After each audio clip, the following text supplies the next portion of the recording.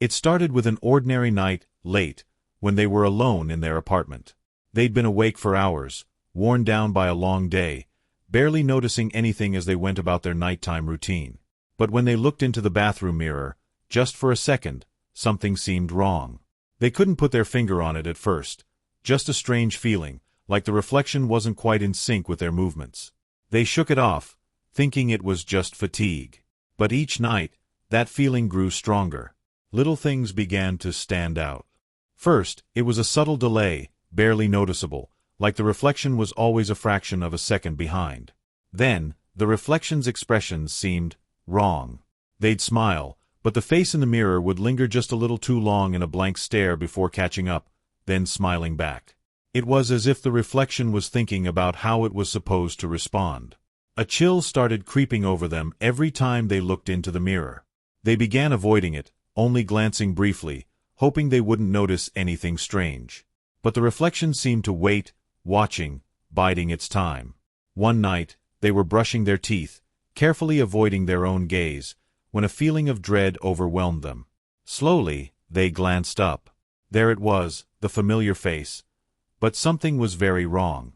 Their reflection wore a strange expression, a twisted, mocking grin, while their own face stayed neutral. Their heart pounded. How was that possible? They blinked hard, and the face in the mirror instantly returned to normal, mirroring their every move again. They laughed nervously, trying to shake the fear, but deep down, they knew, the reflection was aware of them. For days, they avoided the mirror entirely, using only their phone's camera when they needed a glimpse of themselves. Life seemed to return to normal. Until one night. It was around midnight when they heard something strange. A faint, scraping sound. It echoed through the bathroom, low and menacing, like metal dragging across glass. They crept closer, heart racing, and peered into the bathroom doorway. There, in the dim light, they could just make out their reflection in the mirror, standing in the dark, smiling. But this time, it didn't match their expression or movements at all. It was simply watching, grinning with a sinister gleam in its eyes. They felt frozen in place, staring as the reflection slowly raised a hand, pressing it flat against the inside of the mirror. A crackling sound echoed as if the glass itself was straining under the pressure. They stumbled back, shaking their head, refusing to believe what they were seeing. But the reflection didn't disappear this time. It remained, hand against the glass, staring with that twisted smile. Then, it spoke. Its voice was a faint whisper, barely audible, like a breath caught between worlds. "I'm tired of being on this side." They gasped, backing away. But as they moved, so did the reflection, pressing closer, seeming to lean out from the mirror. The grin on its face widened, unnatural, stretching far too wide. "Let me out," it whispered, louder this time. Panic surged through them.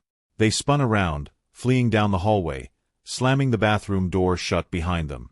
For the rest of the night, they stayed awake, every light on, heart racing, praying it was all some kind of nightmare. But the terror didn't stop there. Every time they passed a reflective surface, they felt its presence. In the windows at night, the reflection would flicker for just a moment, grinning from the shadows. Even in the blank screen of their phone, sometimes they'd catch a glimpse of it, their own face staring back, not mirroring their expression but smirking with dark intent. They started covering every mirror, taping over anything that might reflect that haunting image. Friends thought they were going mad, but they couldn't risk seeing that face again, couldn't bear to hear that voice. It wasn't long before they started hearing it, even without looking into a mirror. Late at night, when the apartment was quiet, they'd hear faint whispers echoing through the walls, calling out in a familiar, chilling voice, "Let me out. It's time to switch." They never did look into a mirror again. But some say that the reflection is still there, waiting patiently for its turn. And that one day, it will find its way out, crossing over from its side of the glass to ours. And when it does, it will finally be free.